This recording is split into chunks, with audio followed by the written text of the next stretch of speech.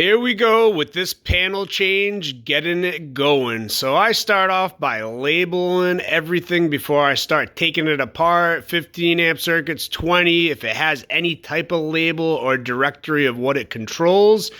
Currently, we're going to be upgrading this to a 200 amp panel. I'm going to leave the 100 amp feed in place just for the day. I'm going to come back tomorrow and do the outside portion. I work solo, and I also had a mini split system and an electric water heater in this house. This is the reason that we're upgrading the panel.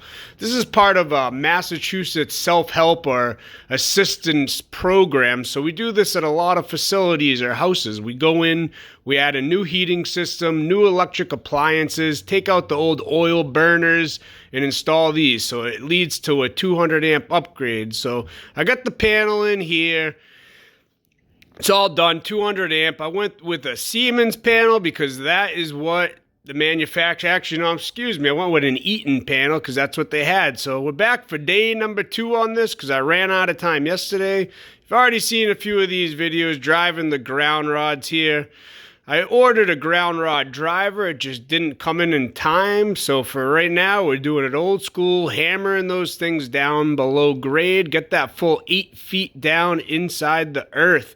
I went 45 on this one because the other one was a pain in the fucking ass to get driven through, and it took me a long time, and my fucking back sore from it. But that's okay. We're going to move on.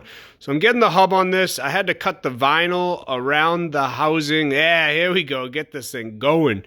So you can see there, I cut the vinyl so the new 200 amp would fit.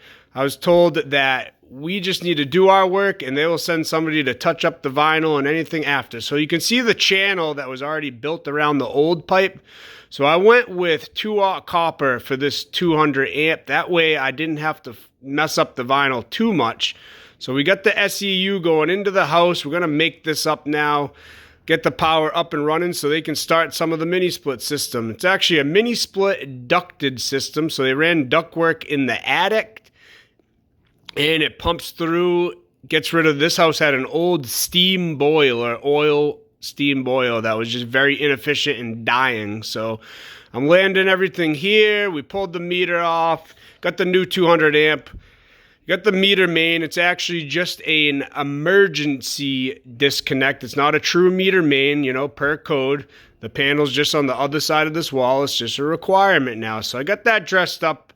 I got that wired up top. What we're going to go ahead and do, oh, there's the new bonding bushings that I'm using. These little connectors for the water main ground.